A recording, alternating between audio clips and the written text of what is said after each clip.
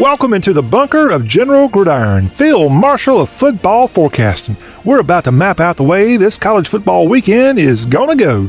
Will your favorite team be marching to victory, or will the enemy be taking your battle flag? The college football season is really getting heated up during this Week 3 wild ride, and if another hurricane don't get in the way, we've got some real doozies headed your way this football Saturday. So grab your helmet and man those battle stations. We're ready for another round of General Gridiron's football foretelling. Alabama at South Carolina. Where were you October 9th, 2010? On a bright afternoon that day at the corner of George Rogers Boulevard and Bluff Road, a pesky South Carolina pack of mad roosters, led by the old ball coach, whipped the number 1 and defending national champion Alabama Houndstoothians. Every now and then, David can slay a gridiron Goliath. Spurrier ain't in the cockpit anymore, but Tricky Nick's still calling the shots in T-Town. Tua and the team have more than enough reasons to make the program's return to the Palmetto State's capital city a victorious one this time, and that's bad news for Cocky.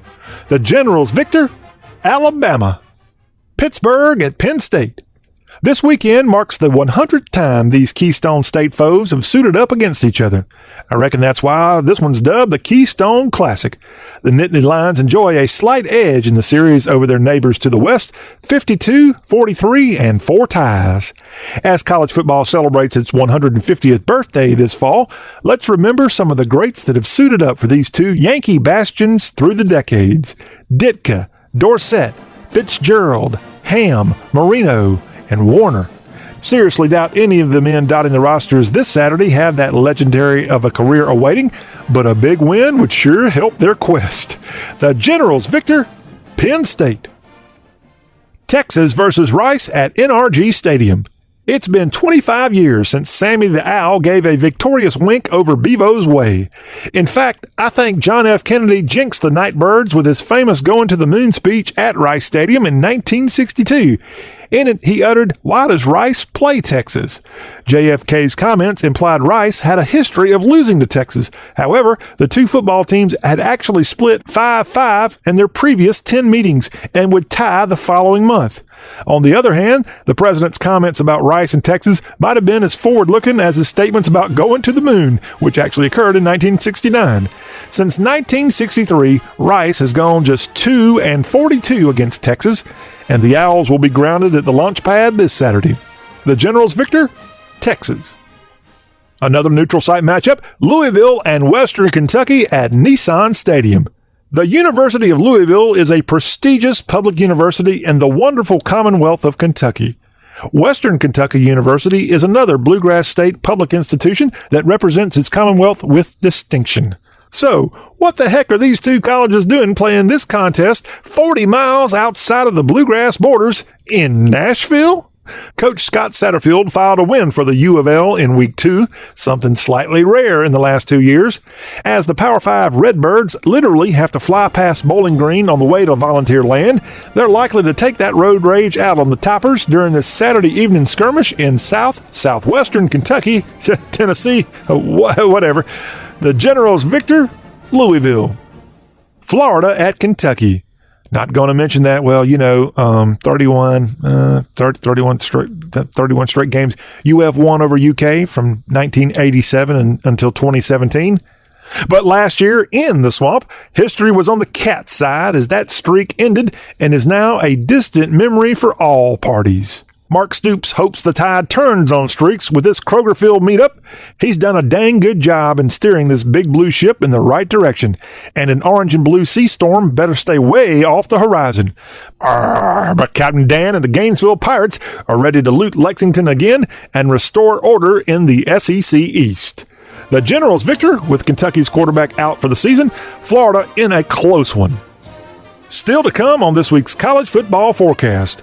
For the first time since 1973, in-state foes, the University of Colorado and the U.S. Air Force Academy meet on the gridiron. And top-ranked Clemson don't want no repeat performance of their last trip to the Carrier Dome. Keep it here. General Gridiron will be right back.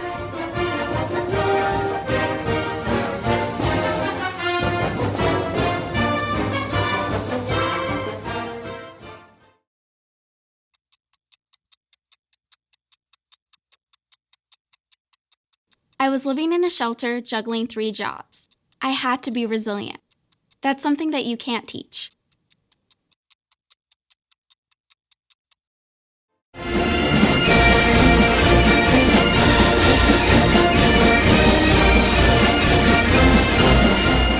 Howdy, soldiers. This is General Gridiron back with you.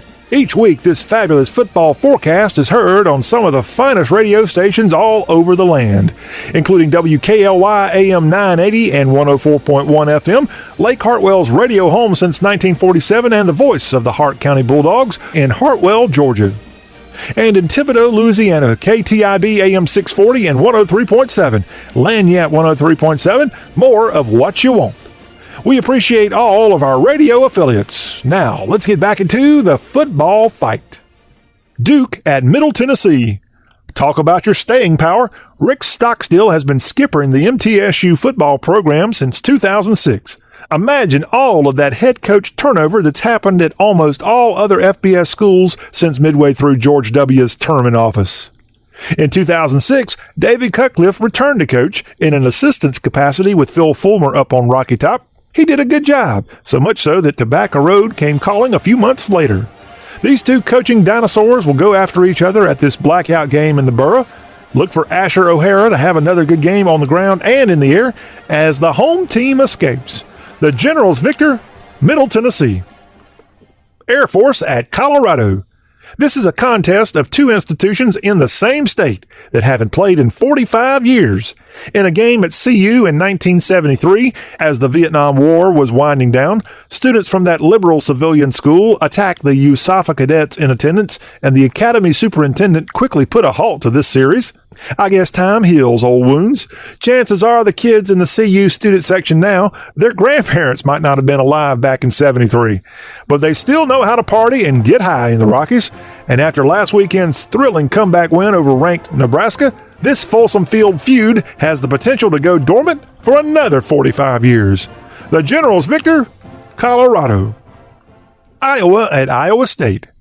It ain't quite Florida State, or Alabama Auburn, but when these two Midwest mammoths clash in names, not many will remember the first time they got together. October 1st, 1894. College football's craziest name hardware will be up for grabs, the Cy-Hawk Trophy, whose genesis stems from a hybrid of ISU's Cy the Cardinal mascot and UI's Herky the Hawk. The Big Ten competitor rides into Ames with hopes of winning this one in regulation. Not another 3 OT thriller witnessed at Jack Trice Stadium during Labor Day weekend. The Generals victor, the Big Ten's Iowa. Kansas State at Mississippi State. Okay, can you name the head of the Kansas State Wildcats football team? No, it ain't Bill Snyder anymore, but I hear he's waiting out in the bullpen. Chris Kleiman is top cat in Manhattan these days, coming down from Fargo, where he helped FCS superpower North Dakota State capture 4 national championships in 5 seasons. Deputy Dog Joe Moorhead ain't got national titles aplenty in his background, but he does have a gritty grasp of the SEC outpost in the Golden Triangle. K-State and M-State kind of sounds poetic, but the Sunflower State Travelers ain't coming south to wax poetic. They're coming to win this high noon battle. The Generals victor, Kansas State. Clemson at Syracuse. The Orange are about one of 3 teams that can claim a victory against top-ranked Clemson in the last couple of years. Great for Syracuse, but bad for the rest of college football. The Dabo dynasty returns for the first time to the Carrier Dome, site of one of those rare losses, 2017's 27-24 SU win. After their orange was peeled and crushed at Maryland in Week 2, Dino Babers may want to postpone this one till next year. Who wins the Dabo-Dino duel this season? The Generals victor, the Clemson Tigers. We've already looked at the weekend's biggest battles across the nation, but hang on to your helmet, there's more around the corner. We'll be back in just a second to wrap up this week's General Gridiron with our rapid-fire picks. Hey, Dad. Hey, Dad. Do we have a gun? Why do you ask that, kiddo?